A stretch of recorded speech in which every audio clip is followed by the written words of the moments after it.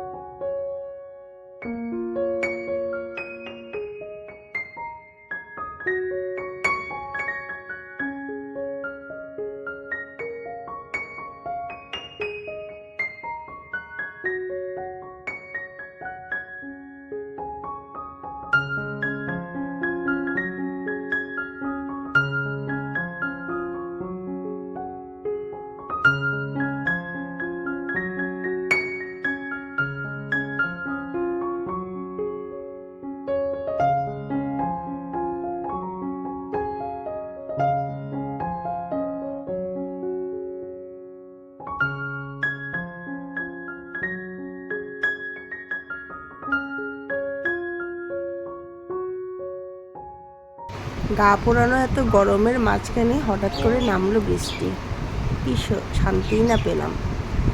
গাছের পাতাগুলো দেখো বৃষ্টিতে ভিজে এত সুন্দর লাগছে দেখতে, মনে হয় সবুজে সবুজ হয়ে গেছে। আর এমনিতেও তো আমাদের বাড়ির পাশে যে বাড়িটা আছে এদের এতটাই ঘাস পাতা হয়েছে, আসলে লোক না থাকলে যা হয়। ওদের বাড়িতে সেরকম লোক নেই, দুজন শুধু আছে, তো করার মতো লোক নেই। আর যে আছে সে মানে লোক ডেকে যে কাজগুলো করাবে সেটার মতো হয় ওর সময় নেই, নাহলে হয়তো চেনে না কাউকে কাকে দিয়ে করাবে। এখনও বুদ্ধি থাকলে উপায় হয়, হয়তো করতে চায় না তাই হয় না। তো সে ব্যাপার নিয়ে আমার বলে লাভ নেই। জানালার ধারে বসে বসে এই গাছগুলোকে দেখছি আর বেশ সুন্দর হাওয়া আসছে, সেটা উপভোগ করছি। দেখো তোমার বৃষ্টি পড়ছে, ঠিক সন্ধ্যে এখন 6:30 বাজে, আর এখন কীভাবে বৃষ্টি পড়ছে। সব ছাগলগুলো আমাদের এসে গেছে। তোমাদের দাদাভাই গাড়িটা রেখে গেছিলো এখানে, এটা ওখানেই ভিজছে। দেখো এখানে আমাদের জল জমে গেছে। আর এই যে আমাদের পুষ্টি সোনা, পুষ্টিটা দেখো এই যে বৃষ্টি দেখে, বাবা বৃষ্টি জল দেখছো তুমি? দেখো জল দেখছে, বৃষ্টির জল।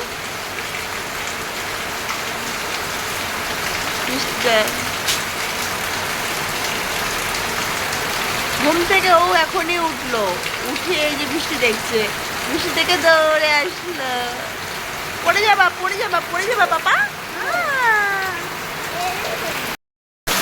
আমরা বৃষ্টি পড়ছে, বৃষ্টি জল দেখছি, বৃষ্টি পড়ছে বাইরে। আমি ঘুম থেকে সবাই উঠলাম, ঘুম থেকে উঠলো, বসে দেখছি এত বৃষ্টি পড়ছে।